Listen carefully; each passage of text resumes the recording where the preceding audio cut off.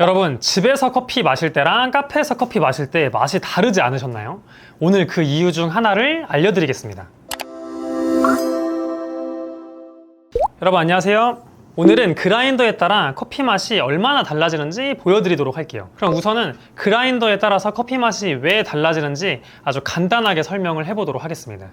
제 앞에 이 두 가지 그라인더가 있는데 이 그라인더로 이 동일한 커피를 그라인딩 한다고 했을 때 최대한 비슷한 크기로 보이는 걸로 그라인딩을 해도 이 각각 갈리는 입자 크기가 같지가 않아요.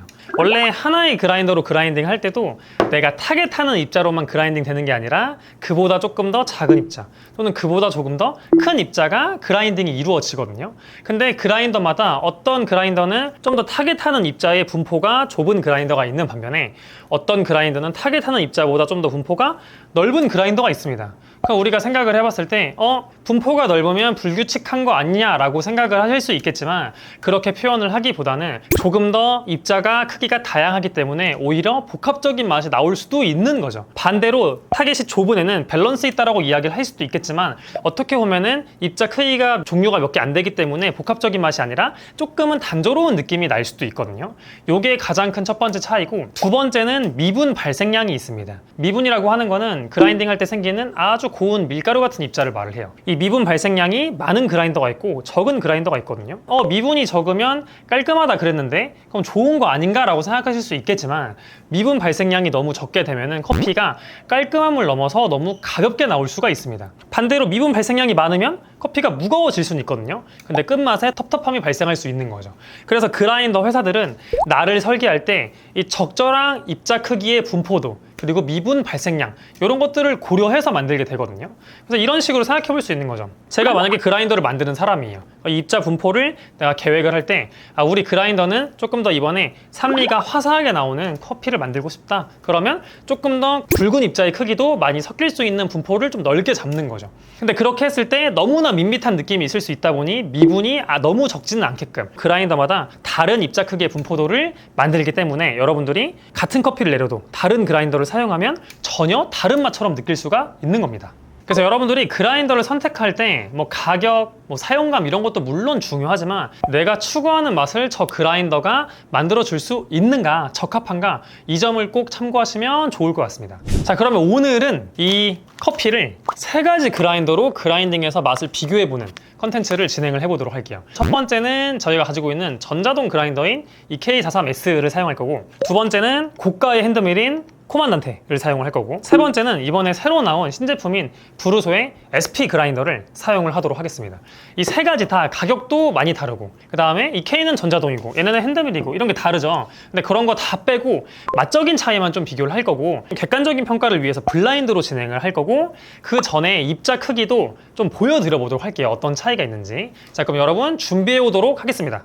네, 여러분 제가 지금 최대한 육안으로 봤을 때 너무 편차가 심하지 않게 그라인딩 해가지고 여기 A4용지에 올려놔 봤는데, 이쪽이 이제 EK거든요. EK43S로 한 건데, 일단은 EK의 특징은 전반적으로 고르게 보입니다. 크기들이 물론 조금 더 크고 작은 것들이 있긴 한데 전반적으로 많이 고르게 보이면 입자가 뭔가 조금 더 동글동글한 느낌들이 살짝 보이거든요. 그런 특징이 있고, 이 가운데가 코만단테인데 코만단테는 EK보다 중간중간 조금 큰 입자들이 눈에 보여요. 네. 그러니까 어떻게 보면은 EK에 비해서 좀 더 입자 분포가 넓은 게 아닌가 이렇게 좀 추측이 되거든요. 자, 마지막 브루소 SP 같은 경우에는 얘도 중간중간 큰 입자들이 좀 보이고 뭔가 입자들이 약간 뾰족뾰족한 느낌들, 그러니까 EK랑 비교하면 EK가 조금 더 둥글둥글한 느낌이면 이 브루소 SP는 조금 더 뾰족뾰족한 날카로운 느낌들이 살짝 있거든요. 이런 모양들이 실제 추출에도 분명한 영향을 줄 거다. 자, 그럼 이제 그라인딩해서 섞고 물을 붓고 마셔보도록 하겠습니다. 자, 여러분 이제 물을 부을 건데 이거 매니저님이 섞어주셨거든요. 제가 지금 멀리서 봐서 크기나 이런 거는 잘 안 보입니다. 안 보고 그냥 부을게요. 커피는 프로파일 로스터스의 에티오피아 하마쇼 내추럴입니다. 복합적인 향미, 베리 같은 느낌, 이런 과일스러움의 복합성이 좋은 커피다. 요걸로 제가 결정한 이유가 그라인더 차이를 좀 명확하게 보여주거든요. 일단 새 커피다 이런 스페셜티 커피를 내리기에 적합합니다. 셋 다 좋은 그라인더예요, 제 기준에서는. 근데 좋은 것들도 성향이 다르기 때문에 여러분들이 또 여러분들의 취향에 좀 디테일에 맞게끔 그라인더를 선택을 하셔야 된다. 그거를 좀 보여드리겠습니다, 오늘. 자, 여러분 시간이 돼서 깨겠습니다. 이거 깨고 제가 향도 한 번씩 맡아볼게요. 이때 향 차이는 엄청 크진 않아요. 근데 아까 분쇄한 건 제가 미리 맡아봤는데 그건 차이가 꽤 있었거든요. 그래서 분명한 맛 차이가 날 거다. 이따가 설명을 좀 드려볼게요. 네, 여러분 지금 적당히 우러나왔기 때문에 지금부터 한번 먹어볼 건데 세 가지를 확인하겠습니다. 산미가 좋은 커피이기 때문에 산미 톤 확인을 할 거고, 두 번째는 바디감, 좀 무겁고 가벼운 거, 세 번째는 깔끔함, 애프터에, 또는 애프터가 좀 짧은지 긴지, 이런 것들 세 가지 확인을 해볼게요. 자, 아직 뜨거운 상태고 초반부긴 하지만 한번 먹어볼게요. 1번 커피 먹어보겠습니다. 1번 커피는 에티오피아 내추럴의 향이 느껴지기는 하는데 마셨을 때 조금 아직은 밋밋하다. 근데 시간이 좀 짧긴 해요. 근데 아직 좀 밋밋한 느낌이 있다. 두 번째 먹어보겠습니다. 우러나오는 것도 다 다르거든요, 그라인더마다. 많이 나왔습니다, 생각보다. 맛이 잘 느껴져요. 어느 정도 차이는 느낌도 나고, 이 커피 향들도 조금 더 폭발적이다. 뭔지 유추가 되긴 하거든요. 2번은 꽤 나와있다, 동일 시간대. 자, 3번 같은 경우는 2번보다는 조금은 가볍긴 하지만 얘도 어느 정도 맛이 우러나온 상태이다. 근데 이 첫 번째 1번을 제가 처음 먹었기 때문에 가장 밋밋할 확률도 있거든요. 자, 이제는 조금 더 식히고 어느 정도 우러나온 상태에서 조금 더 명확한 비교를 해보도록 하겠습니다. 여러분, 좀 더 우러나왔기 때문에 다시 먹어보겠습니다. 1번 커피 같은 경우도 이제 성분이 어느 정도 우러나온 것 같아요. 먹었을 때 이 커피가 가지고 있는 밝은 산미라던가 단향들이 스멀스멀 올라오기 시작하거든요. 1번의 장점은 제 생각에 좀 부드럽다, 커피가 마시기 편하다, 깔끔하다, 이 정도로 지금은 얘기를 할 수 있을 것 같아요. 2번 먹어볼게요. 2번 같은 경우는 아까도 얘가 좀 강했는데 지금도 좀 강한 맛이 잘 나오고 있고, 그 다음에 가지고 있는 어떤 향이나 산미도 잘 표현되는데 어떤 분들한테는 조금 강하게 느껴질 수도 있을 것 같아요. 농도가 좀 세다, 또는 이 혀에 닿는 느낌이 강도 자체가 좀 강하다. 1번은 좀 더 부드러운 느낌, 2번은 좀 더 강한 느낌이 있거든요. 자, 3번 먹어볼게요.